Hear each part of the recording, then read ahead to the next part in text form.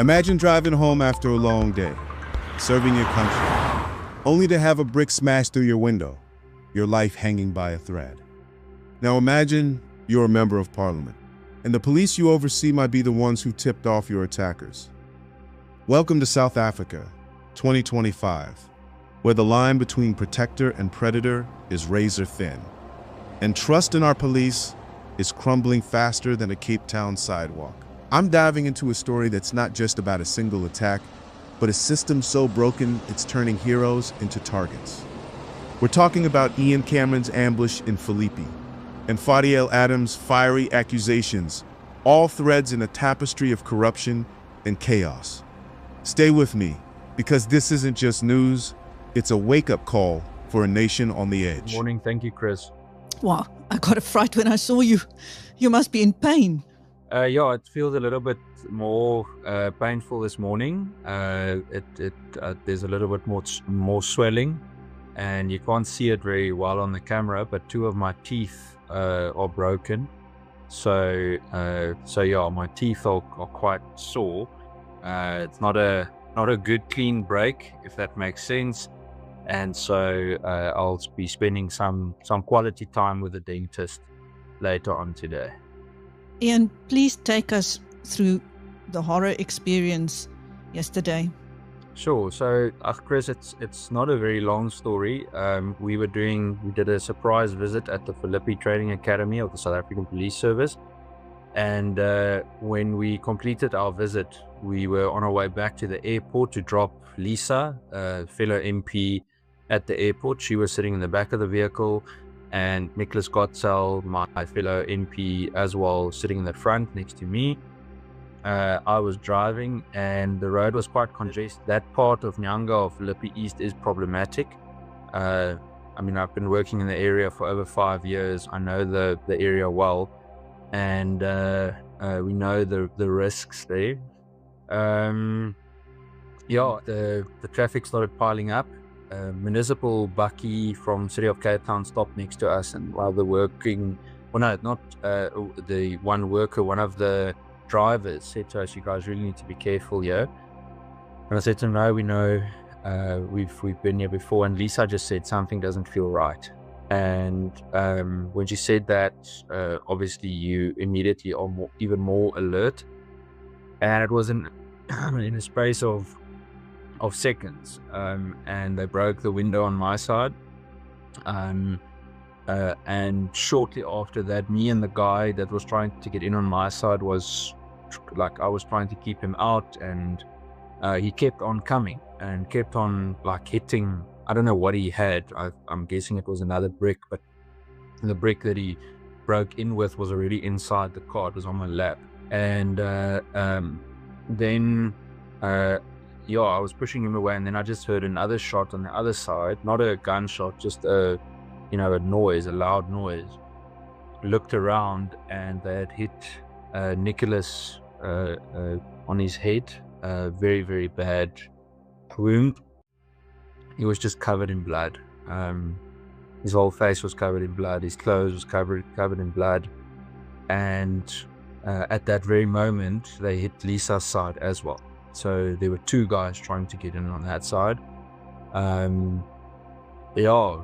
Nick fell down to his lap with his head, and obviously I tried to defend us with what we had, and we managed to escape. But it was quite a scary experience. They just kept coming. It was like nothing would scare them off, I mean, we all threw punches and were fighting back, and they never managed to steal anything, but they were very determined to get into the vehicle. At what stage did you get to your firearm? So I probably when Nick dropped down to his lap, I knew that it was. And that's the only opportunity that we had. They kept coming, and Nick was definitely losing a lot of blood. And at that stage, from what I recall, leant over reached for it. I pushed him down and then did what needed to be done. And that was it. Yes, it was a bad injury, as you can see. Town's Philippi Township. I'm very grateful, of Ian course. Cameron, a DAMP and chair of Parliament's Police Oversight Committee, is driving with colleagues Lisa Schickling and Nicholas Gotzel after inspecting a crumbling police academy. Out of nowhere, cracked bricks shatter their car's windows. Hooded thugs swarm, screaming, fists flying. Ian's teeth grate, blood streams from his mouth. Nicholas takes a blow to the head, slumping in pain. This isn't a random carjacking. It's a calculated hit. Ian, no stranger to South Africa's crime stats, pulls his licensed firearm and fires. One attacker drops, clutching his leg. The rest scatter like roaches. Our police system's supposed to be a shield, but it's more like a sieve, leaking trust, leaking justice. And if the people we elect to fix it aren't safe, what hope's left for the rest of us? Chair, a phone call and a message that came from a gentleman who said to me he's a close associate of the Minister of Police, and that is Mr. Brown. He referred to himself as Mr. Brown Mokotsi. This Mr. Brown Mokotsi, who had described himself as a close associate to the Minister of Police, indicated to me, which made me believe that he's a close associate of the Minister of Police, because he said to me he was joining the Minister of Police to visit the Lusikisiki massacre that had happened last year. And because I did not trust him, I called the Chief of Staff to try and establish who is this gentleman. And the Chief of Staff did confirm to me that indeed he is a very person close to the Minister of Police. But what surprised me about this gentleman is that he then indicated to me on a message that he sent me when he said there's an internal attempt to discredit me through the defeating the end of justice case. And as we engage and I asked him, what is he talking about? He then he sent me a report that was written by the member who, well, not signed, but the report that was written by a Lieutenant Colonel Matthews, who was working under Operational Valomgodi, who was an operational commander at the time. Chair. Thank you, colleagues. One police general makes an allegation, commissions ad hoc committees. I'm surprised you didn't bring the FBI in here. 3,000 colored boys die every year. Nothing. But I wanted on the record today that the National Colored Congress appears to be the only party that has not fallen for General Mkonazi's scam. We must ask the valid questions. Why is a fine young officer like Bongeng Kosi Dlamini locked up on 2 case laws that don't exist in the province that is governed, so to speak, by Mkonazi? Why is the killer of Sandiso Makaka willing to speak in court but prevented to? He claims that policemen drove him from the scene of the crime, the same province run by General Mkonazi. We speak of the whistleblowers. I am the whistleblower in this case. He's a reactionary. I do not want protection because all of our citizens are vulnerable. Tonight, 10 more of our sons die on the Cape Flats. Where's the commission into this? The NCC supports this ad hoc commission, but the NCC places on the record in advance that the whole criminal cabal that runs the South African police services will fall by the end of this. Thank you. Thank you. The PIC. Regard me as a gathering point today because you regard me as a gathering point. You come here. Shut up!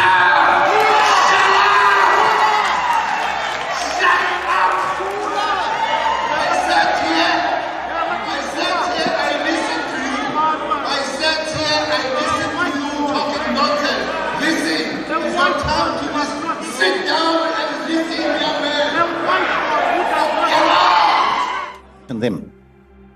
And then I just want to say, so much has been said about General Mkonazi and the allegations he made.